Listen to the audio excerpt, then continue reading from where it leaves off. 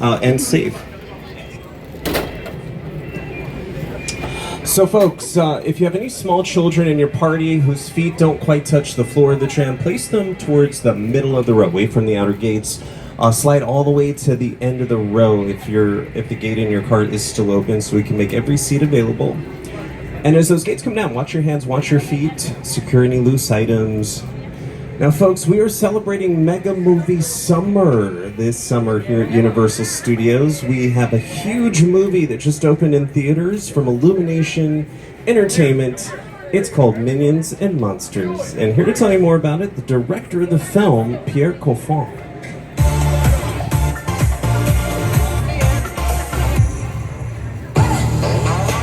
You wrote a monster movie? Si, con bigger kaiju. Arr, arr. What are you going to use for your monster? Hello, my name is Pierre Coffin, and I'm the director of Minions and Monsters. And I also do the voice of the Minions. I mix Spanish, Japanese, Italian, and even the funny names of the stuff I like to eat. Miso soup, tapioca. The Minions have always been about laughter, playful rebellion, and togetherness. And this movie lets us bring that into a whole new world. I hope audiences walk away remembering what it feels like to be a part of something, and that out of the messiness can come magic, like making a movie. All right, thank you, Pierre. So we are celebrating Mega Movie Summer all summer long. We're going to be looking out for those Minions all summer long, maybe all day long here on the tour. So folks, I have one more person I want to introduce you to as the star of the Tonight Show on NBC, SNL alumni, Mr. Jimmy Fallon. Jimmy Fallon, I'll be making sure that you get through this experience in one piece. You've got the very best guide. Justin. And the greatest driver. Joseph. They're the best. I love them. Even though Joseph owes me $5. I know you guys are excited to get on the tour, but first, a few safety rules. Oh, thank you, Jimmy. So safety is very important here on the studio tour. First, if you need any guest assistance, you have medical emergency, you drop something of value off the side of the tram, there's any kind of audio-visual problem, reach up, pull the red emergency cord that runs along the center of the ceiling of the tram, and I'll be back to assist you as soon as it's safe to do so. Otherwise, during the entire tour, please remain seated, keeping your arms and legs inside the vehicle at all times. The studio is private property. If you drop your phone or just can't wait to use the restroom, pull the red cord and remain seated. There is no smoking or vaping allowed on the tour. And be prepared. Today's tour will feature loud noises, fire effects, sudden tram movements, so hold on to your belongings, hold on tight, and water effects, so you might get wet. And finally, for your safety and those around you, please do not use selfie sticks while on board. So folks, check this out. Over here to your left, you are seeing our newest attraction, currently under construction, but opening very soon, from what I understand. That is Fast and Furious Hollywood Drift, our very first outdoor high-speed roller coaster. When I say fast, I mean that this ride will top out at 72 miles per hour, making it the fastest roller coaster of any Universal theme park. Okay. Now, over here to your right, you've been seeing a little bit of our history, our timeline. These movie posters represent just a few of the more than 8,000 films that Universal has produced on its history. And it is a very long history. We've been making movies here for over 111 years. It all started March 15th, 1915. That's when our founder, Carl Laemmle, opened the gates to Universal Studios. And on that day, he proclaimed Universal is the strangest city in the world. And he is right. It is strange. It's a movie studio. But it's also an actual city. We have our own fire station, sheriff station, gas station, post office. We can have our own zip code. So folks, one thing that all of these movies have in common is a lot of the things you see in these films are things that are based around illusions. You're going to be seeing lots of examples of that here today on our tour. But look around right now. This is no illusion, folks. This is the front lot of our studio, where there's a whole lot of filming currently happening because most of our sound stages are located on the front lot. And the sound stages, that's where they film the interior scenes to some of your favorite TV shows, movies, music videos, commercials, even do photo shoots on these sound stages. And typically when we're driving here on the lot, we're looking out for these little red lights just outside the doors of these sound stages. Now, they're called wigwag lights. If any of those wigwag lights are lit up and flashing, well, it indicates to us that they're filming inside. And unfortunately, you do not want to hear my voice on their soundtrack while they're filming. So if I suddenly stop talking on the microphone and you see this graphic pop up on your screens, it says quiet please, well, That means we've either been flagged by production, which means they're filming in the area, or we saw one of those flashing wigwag lights. I say all that to say, have your cameras out. You never know who you might see walking out of one of these soundstage doors. Some of Hollywood's biggest stars, they come to work here every single day. And one of the TV shows that's been filming here on the lot, The Paper, a comedy series from the producers of The Office. We actually have two of its stars here to greet all of you. It's Chelsea Fry and Oscar Nunez. Hi, Studio Tour! We're here on the lot where we filmed The Paper, which follows our characters' day-to-day lives as employees of a struggling newspaper, the Toledo Truth Teller. That's right. Unlike many other TV shows, The Paper uses multiple cameras and a variety of shot types and movements to give our show a true documentary feel. Because the camera is always around whenever we're on the set, it's important that we stay in character. Yeah, Oscar, what's your favorite part of working on the lot? I wasn't expecting you to ask me that. You know what? I love being around talented, wonderful, hilarious people. I also get to work with Chelsea Fry. How about you, Chelsea? What's your favorite? Oh, I love waving to the trams. Oh. Okay. You can probably stop waving now. No, it's fun. Let's try it. Yeah? Let's try it. It's great. She's right, it is great. We love the waves here on the studio tour. If you see anybody walking around here on the lot, driving one of those golf carts, give them a wave. They love it too. So, our television history here at Universal Studios, it dates back over 85 years ago, April 30th, 1939. That's where at the New York City World's Fair, we had our first live televised transmission. Since then, Universal Television has given you some of your favorite TV series, leading us all the way up to today with TV shows have been filming here on the lot. Like The Paper shoots on stages 18 and 19, just ahead on your right.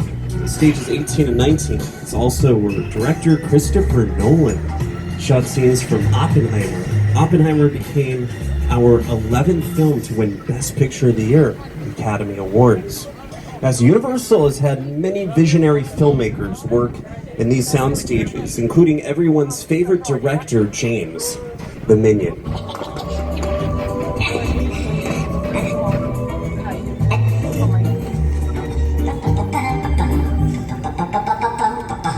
He's so talented. Now, speaking of talented directors, a lot of talented directors, writers, producers, they work out of these bungalows over here to your left. These are our production bungalows where some of Hollywood's biggest production companies operate, including Mark Platt Productions. That's the production company that brought Wicked for Good to the big screens. Also Illumination, that's the animation production company behind Minions and Monsters, Secret Life of Pets, and the Super Mario Galaxy movie. Now, many years ago, the master of suspense, Alfred Hitchcock, he worked out of one of these bungalows, and we're actually going to pass by Alfred Hitchcock's bungalow in just a moment. It's bungalow 5195. You're going to know it's his bungalow when you see it because they placed his famous silhouette just outside the front door to honor him. His offices are currently occupied by the Dino De Laurentiis production company. That's the production company that brought Dr. Hannibal Lecter to both the big and small screens. And boom, right over there.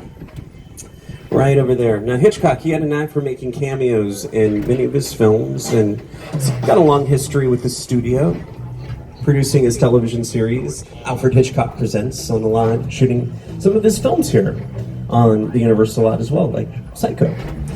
So, folks, stages 25 and 26 over here to your left is home to St. Denis Medical. Sound stages are nearly soundproof, but turns out they're definitely not monster-proof.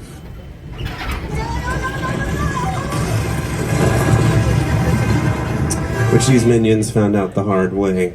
Well, folks, it is official. We're about to drive onto the back lot of our studio, and I promise you, there's a lot more to see on the back lot. So, folks, the back lot is where we film everything outside.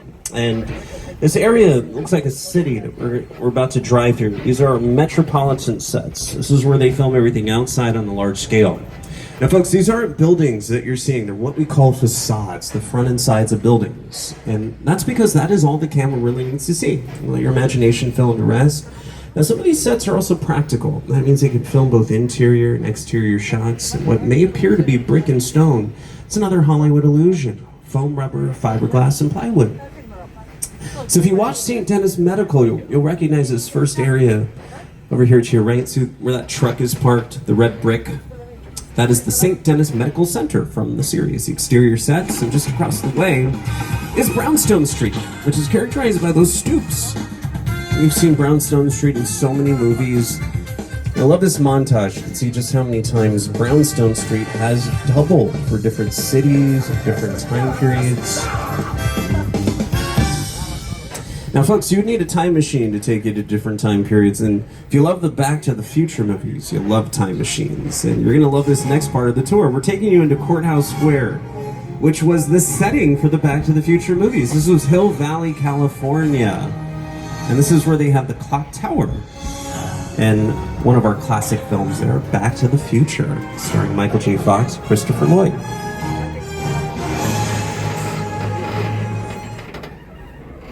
It was actually the back lot of Courthouse Square that inspired the entire climax to Back to the Future. I had scenes up at the clock tower on that ledge. There was a ledge about that wide. And I was standing inside looking at the ledge, and I already had vertigo.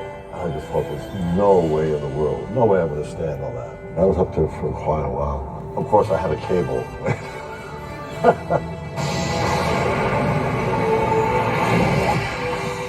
As the area in front of the courthouse transformed 3 different times for the Back to the Future movies.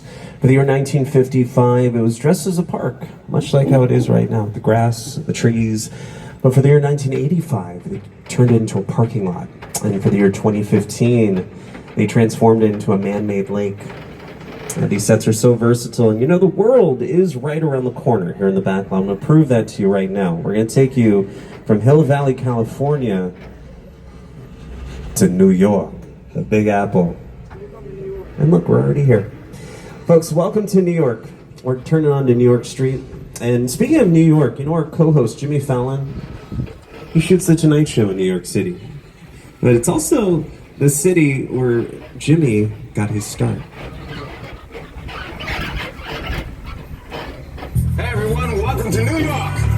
I got my start right here in New York on Saturday Night Live. This is actually my old neighborhood. Once got mugged over there. An old woman. Tough lady. This is my favorite hot dog guy. Hey buddy, how's it going? Remember me? No. Just like old times. Gotta love New York City. Hey! I'm walking here! I'm walking here! Hey, it's cool guys. I was just walking there. So it's not exactly New York, but a lot of times when you see New York in the movies, it was shot right here on the Universal Metro sets. If you can make it here, you can make it anywhere. Even if you make it here on the Universal lot. Yeah, Jimmy's right. This could be any city you want it to be. Our Metro sets, they have doubled for just about every major city that you can think of. San Francisco, and Dirty Harry, Chicago, and The Sting, and the Blues Brothers. It was even 1960s London, Austin Powers, The Spy Who Shagged Me. 1930s New York City for Spider Noir, a new series starring Nicolas Cage, which you can stream on Amazon Prime. Now, 1930s New York City was also the setting for one of the great scenes from the movie King Kong. Here's the director of King Kong, Peter Jackson. It's the original King Kong that made me want to direct movies. I saw that movie on TV when I was about 8 or 9 years old, and I wanted to become a filmmaker. I like films that just take you away from your real life and sweep you up in adventure. And to me, Kong literally does that. I mean, you're on board the ship, you're sailing to a lost island, you're encountering monsters and creatures from, prehistoric times. So I was thrilled when Universal invited me back to Skull Island. And it's great to have you along for the ride. We're about to return to Skull Island. All right, folks, adventure awaits. Hang on to all of your belongings. Remain seated at all times. No flash photography, and hold on tight. Welcome to Skull Island.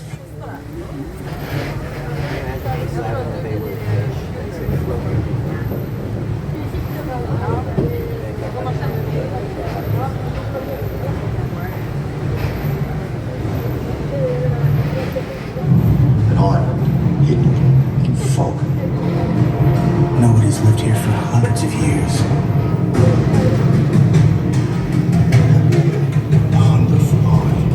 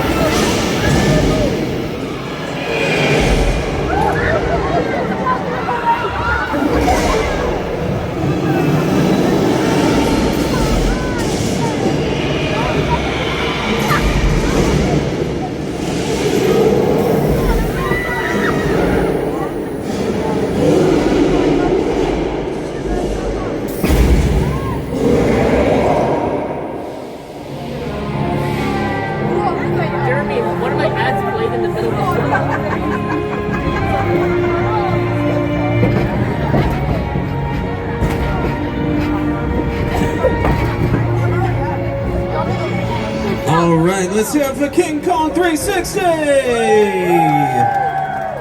King Kong, holding it down. Thank you, King Kong. You're so brave.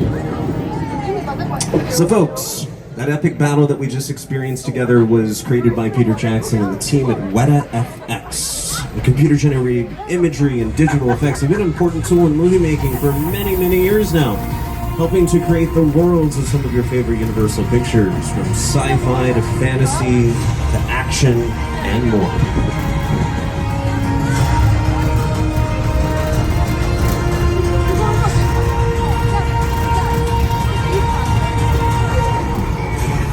As the team at Weta, they have won 8 Academy Awards for their visual effects work in various movies, winning their 8th Oscar just a few months back for their work on Avatar, Fire and Ash.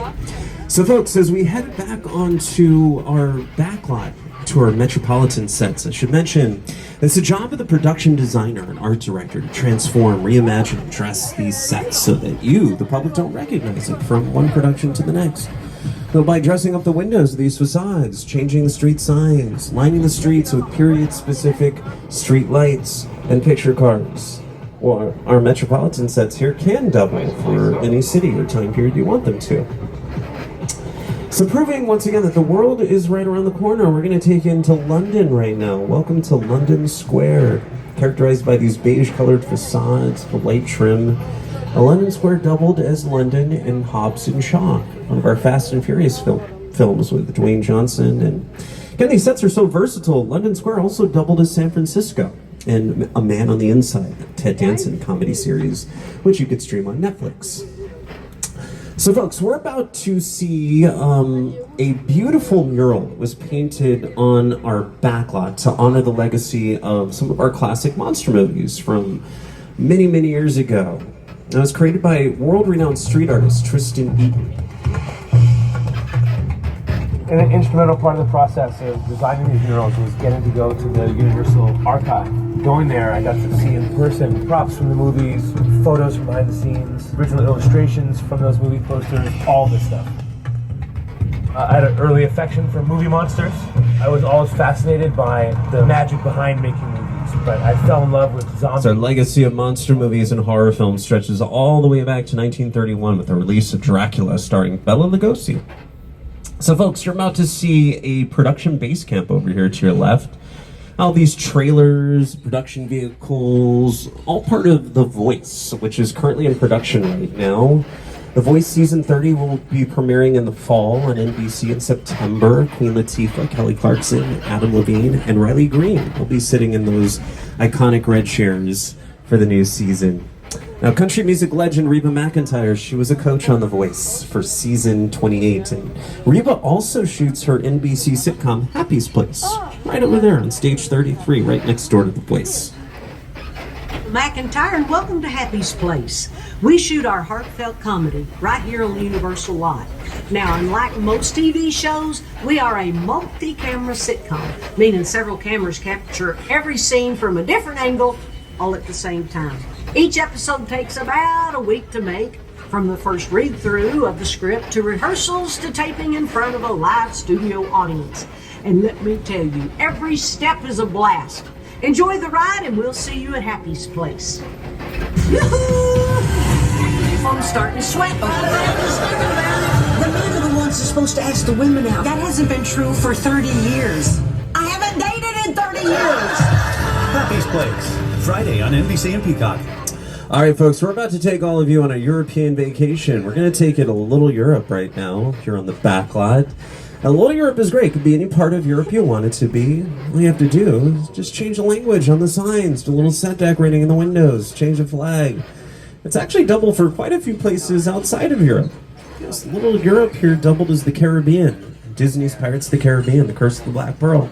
Also doubled as the Middle East in Jarhead, film starring Jake Gyllenhaal and Jamie Foxx, and even doubled as the Afterworld in the NBC comedy series The Good Place, starring Kristen Bell and Ted Danson.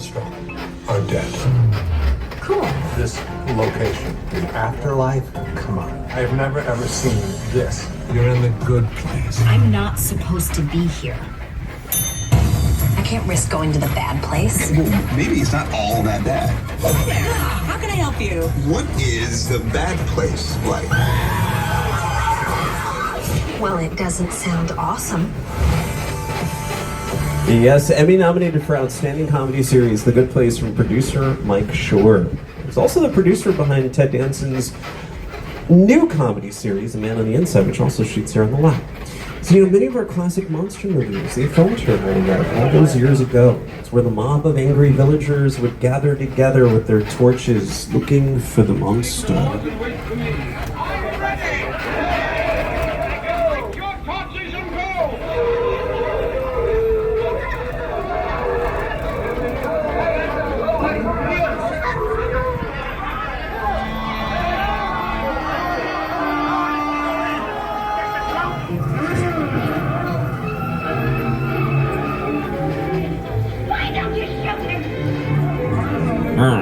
Get him. All right, folks, I have some very exciting news to announce. Looks like we just got a green light. We're going to take you inside one of our sound stages.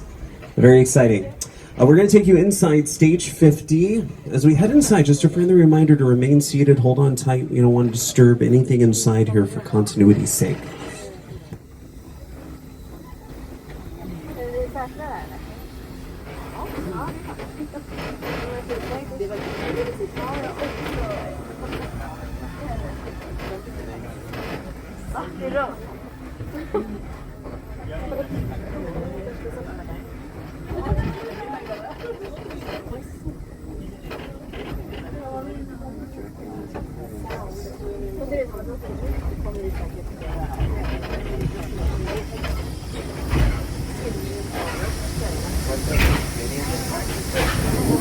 All right, folks, as we head inside, you can see that they dressed the stage as a subway station. You can see the train tracks over there to your left.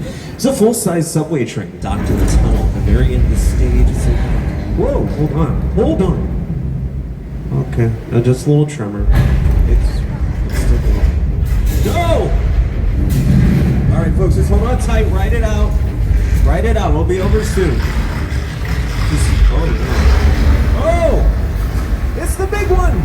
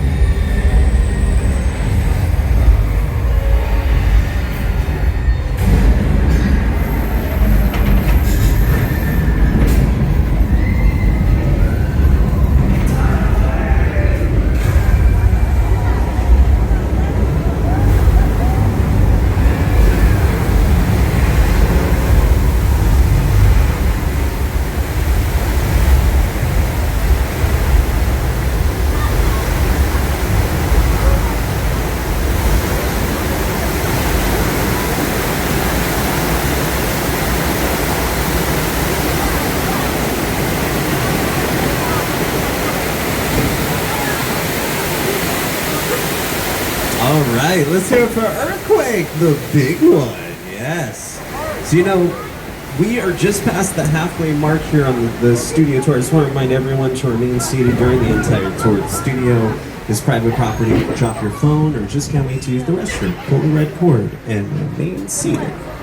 Earthquake the Big One was inspired by Earthquake the movie, the disaster classic starring Charlton Heston, which came out over 50 years ago in 1974. It was a huge hit for Universal when it was released in theaters. But the following year, 1975, an even bigger hit movie came out from our studio, becoming the original summer blockbuster.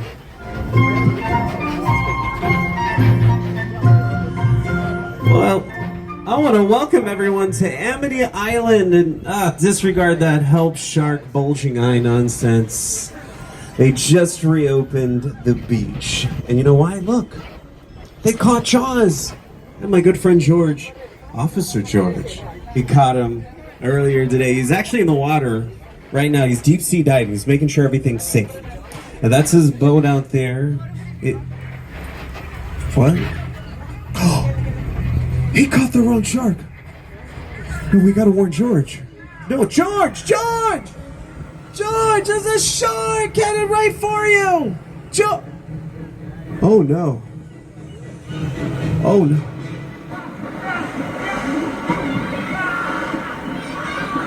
Oh. Oh. Oh. Oh no. Oh, don't look. Don't look. Poor George. Alright, just stay calm. We're gonna take you over here by these gasoline tanks where it's safe. Now he's still out there.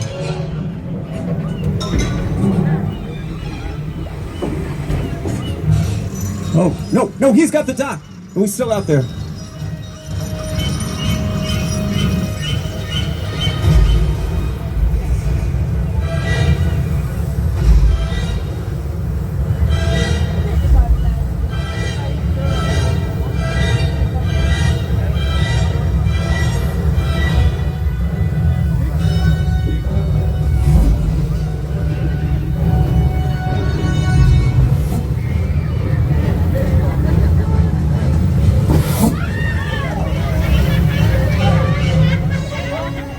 Don't tell me you didn't see a big movie star here on the studio tour. Come on, let's give it up for Jaws, everybody. Yes, come on, it's a legend. We love you, Jaws.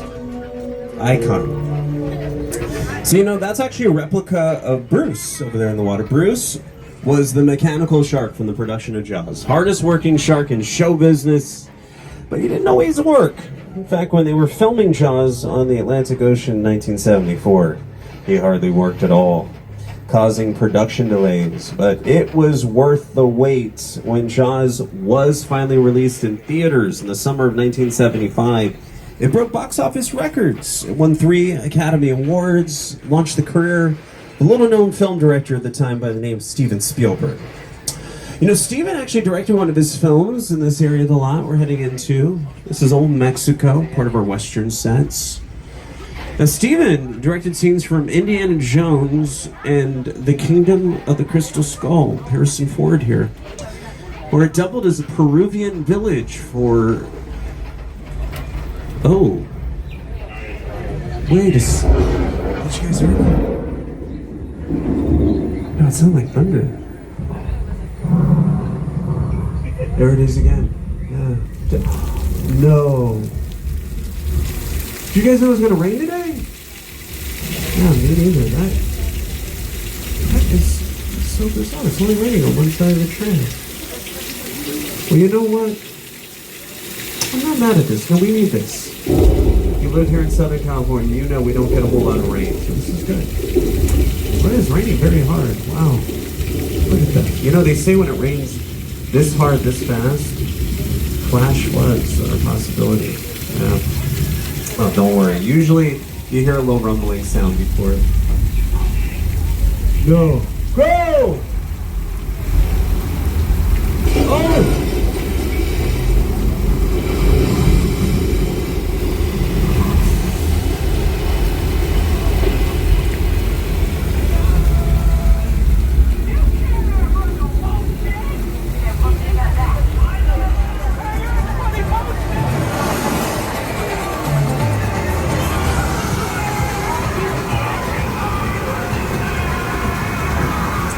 I am so proud of everyone. You just survived the flash flood weather effect, the very first special effect built for the studio tour, way back in 1968.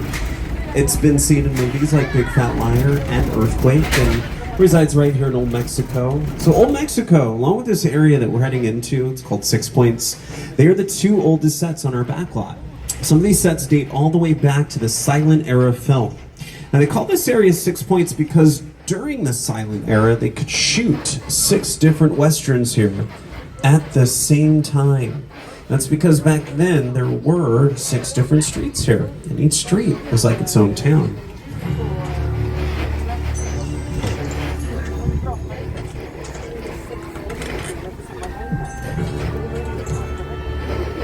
This town ain't big enough for the both of us, Jimmy Fallon.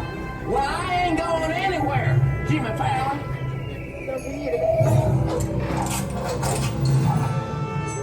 Now look here. Nice folks in this tram don't want no trouble. They just want to check out 6 Points, one of the oldest sets on the Universal line. I hear this is where John Wayne and Jimmy Stewart shot a few of their westerns. That's right. That's where I aim to shoot you. Looks like we got ourselves a Mexican standoff. Lucky shot. Now what say you mount up and get out of town while the getting's good? All right. Well, I'll see you again, fella. Oh, you can count on me, fella. Now get. This is the beginning of a beautiful friendship. We just have to talk it out, that's all. All right. Yes, these sets are old classic TV westerns like the Virginian Wagon Train filmed here. And Steven Spielberg shot 2 more of his films on our 6 Point sets. 1985, he came here to shoot scenes for The Color Purple, and then he came back again in 1997 to shoot scenes from Amistad. Now, 1975, that was the year that really put Steven's career on the map. The year Jaws was released in theaters, a film that also inspired one of our most popular attractions here on the tour. The Jaws ride was almost the inevitable result of the size of the box office when Jaws first opened in June of 1975. And that was really the first time I ever got involved in the creation of a ride. It was a great honor to be invited into a creative circle of tremendous designers at Universal that were trying to figure out how to replicate what the movie had done to audiences in a real way by building a physical shark that would come out of the water and terrify tourists as they were sitting in the tram. And the most amazing thing about the Jaws ride is it is exactly as it was from the time it was first placed on the Universal lot. There have been tweaks, of course, over the years, but it is essentially what the designers and myself all envisioned and created.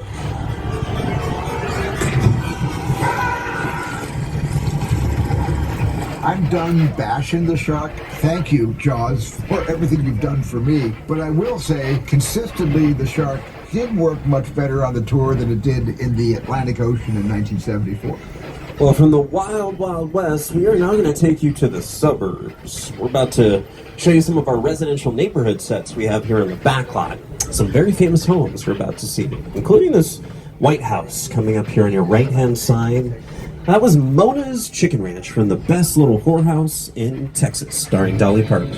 That's a great example of a practical set. They can shoot both interior and exterior shots, as opposed to the facade at the back of the Chicken Ranch, which, as you can see, is just the front and side of the building. There's nothing behind those windows, just curtains. Jail's what I do.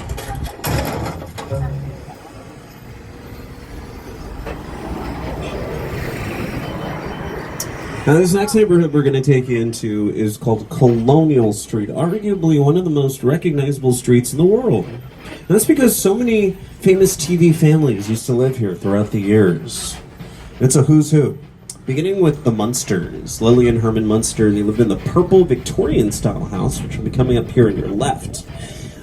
The Cleavers of Leave It to Beaver lived in the White House over here to your right, the blue front door. The Cleavers' house is currently where the Bennett family from the Ted series live. Let the festivities begin. How many we got? Well, let's see. We got 20 cartons. Fantastic. Do you think we're getting too old for this? Well, come on, Johnny. We're doing a public service here. If a kid leaves the house in a less than stellar Halloween costume, he's got to get the bad news before he makes a fool of himself all over town. We're Samaritans. You tell him, Ted. From executive producer Seth MacFarlane, that is Ted, the TV series. Seth MacFarlane is also one of the producers behind The Burbs, another show that films here on Colonial Street starring Keke Palmer, which you could stream on Peacock.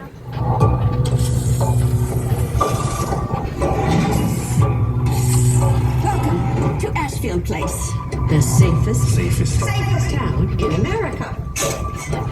So, what's the deal with that Victorian house? There have been whispers of murder. Which one of us is the murderer? So are we gonna go in? Do white ladies love salads? Hell yeah, we're going in. Yes, and that show got picked up for a second season. The Burbs, based on the Tom Hanks movie The Burbs, which filmed here back in 1989. So, folks, we're about to turn on to Steven Spielberg Drive here on the backlot. Steven, he has his own streets here on the backlot, and he's got a movie. It's now playing in theaters everywhere. It's part of our Mega Movie Summer. It's called Disclosure Day. Here are two of the stars of the film to tell you more about it.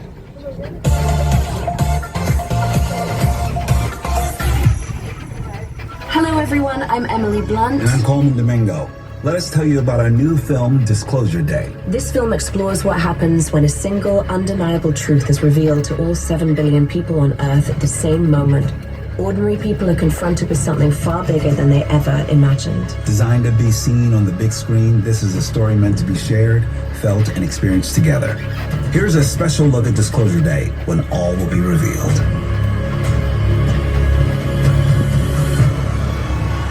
People are starved for the truth. The human race cannot accept what we know. From Steven Spielberg. What did you steal? Secrets. What are you gonna do? Full disclosure to the whole world. If you do this, there's no undoing it. That's the plan. 3, 2, 1. This is Disclosure. Well, folks, we just turned on to Janet Leigh Drive, and you're seeing some very famous picture cars here. A picture car is any vehicle that is seen by the camera. We have some iconic picture cars like Fred Flintstone, Barney Rubble's cars from the Flintstones movie starring John Goodman, some of our Back to the Future cars, including Biff's 1946 Ford convertible. I mentioned that we turned on to Janet Leigh Drive because just around this corner are the sets for one of her most memorable movies. Truly iconic sets. It's the Bates Motel and the Psycho House from Alfred Hitchcock's Psycho.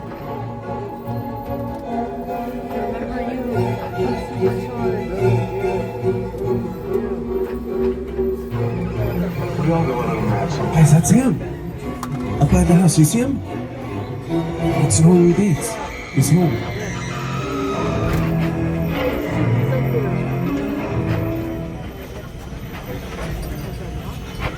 Oh, it looks like he's going back inside. I think we'll be okay.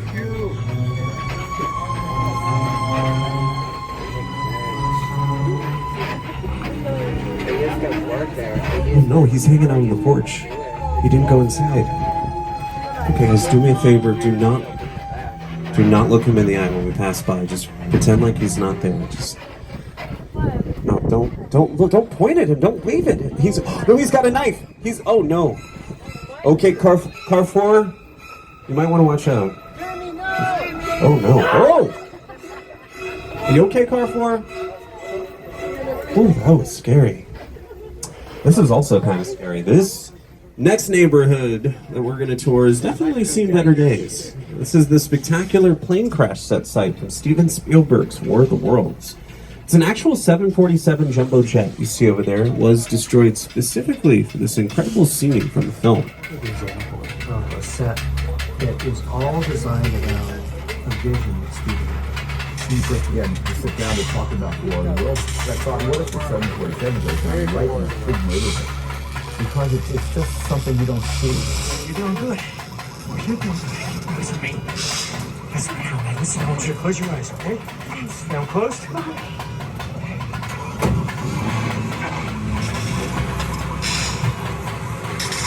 Bobby, get in. Get in.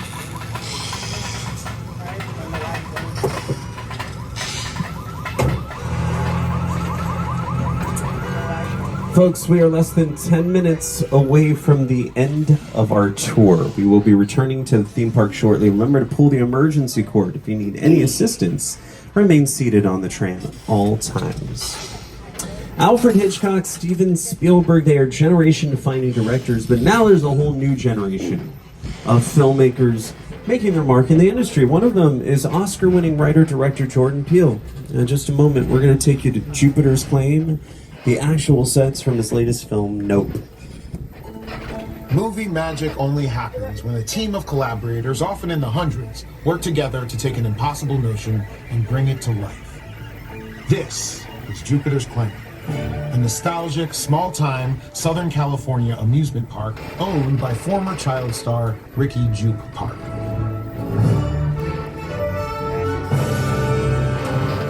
Over there, look into the winking well and have your picture taken just like the kids in that old 90s movie Kid Sheriff. That's what this whole place is loosely based on. Remember that one? No? Why? A little further down, you can see the brand new Star Lasso Experience. Built to showcase an unbelievable new live show. It's not looking so live anymore. Anyway, behind this Hollywood fantasy of a gold rush frontier town lies a sinister secret. It is smack dab in the center. Welcome to the world of no.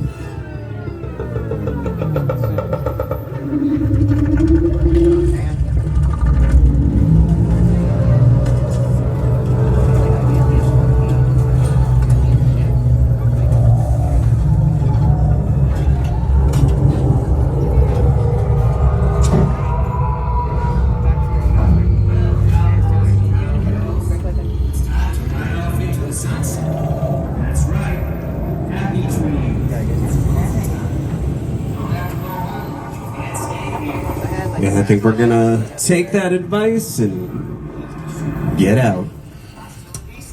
Get out, yeah. Now, Jordan Peele, no stranger to the Universal lot. He shot 2 of his films here. Scenes from Us and Nope were shot on the Universal lot. And another director very familiar with our lot, I mentioned him earlier on the tour, Christopher Nolan. Now, Christopher Nolan, he shot several of his films in this area.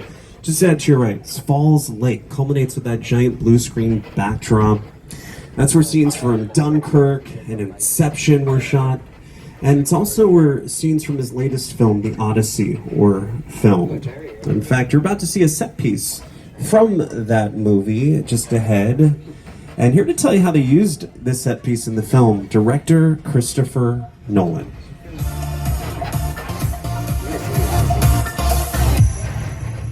For The Odyssey, we wanted to take audiences on Odysseus' incredible journey across the world, across this mythical world of adventure. And to do that, we shot on IMAX film all around the world in incredible locations. And we wanted to put audiences on the deck of his ship. So we shot with full-size ships, like the one that you're seeing right now, and went out on the oceans of the world with our IMAX camera and with our incredible cast led by Matt Damon to really try and take audiences on this incredible thrill ride. As Christopher Nolan shot almost all of The Odyssey on fantastic locations all over the world, including Morocco, Iceland, Scotland. However, principal photography wrapped right here at Falls Lake with that very ship in the water after enduring all of the challenges on location like freezing temperatures and rain. Matt Damon and the crew joked that they would have had an easier time filming in the controlled environment of a studio lot, only to find out that with 2 jet engines blasting ice-cold water at them, they were just as cold and wet being on the ship here at Falls Lake as they were in the real ocean. Now, folks, we cannot wait for you to see Christopher Nolan's The Odyssey shot with IMAX cameras in theaters starting July 17th. Yes. Don't you want our logo? I remember a wife, a son. I can still save them. No one can stand between me and home. Now you've had the gods. The Odyssey in theaters July 17th. Yes, folks, your mega movie summer continues in the theme park. Meet characters from Illumination's Minions and Monsters and Wicked and celebrate the 25th anniversary of The Fast and the Furious, the Street Racers Dance Show, and much more. Don't miss themed food and merchandise plus live DJs. See the movies, then celebrate them with us every day this summer through August 9th. Well, folks, I cannot believe it. We have reached the end of our Hollywood adventure. On behalf of myself and our driver, Joseph. Let's give Joseph a big round of applause for driving us all over the lot today. Thank you, Joseph. Appreciate you. And everybody else here at Universal Studios, we want to thank all of you for taking the tour today. We hope you had a lot of fun. For over 111 years, Universal Studios has been thrilling audiences all over the world. Our founder, Carl Laemmle, had a vision to make movies that would make audiences laugh, cry, sit on the edge of their seats, He understood the power of storytelling. Excitement going behind the scenes can inspire. We hope you've been inspired by your trip to the studio tour today, too. So, folks, if you have any questions about anything you saw here in the tour, again, I'm Justin. I was your tour guide. Don't be shy. Stop by, say hi. I'll be standing at the front of the tram. We park in our studio tour plaza just ahead. Be sure to look around. Make sure you have all of your belongings. Make sure nothing fell out of your pockets. We've been moving and shaking last hour or so. And if you haven't done this already, download the Universal Studios Hollywood app. You can get up to the minute wait times for all of our attractions, show times for Waterworld, confirmed park hours to our pass members. Thank you so much for visiting us. Again, if you're not a pass member, visit the Universal box office where you can upgrade to an annual pass. Come back again.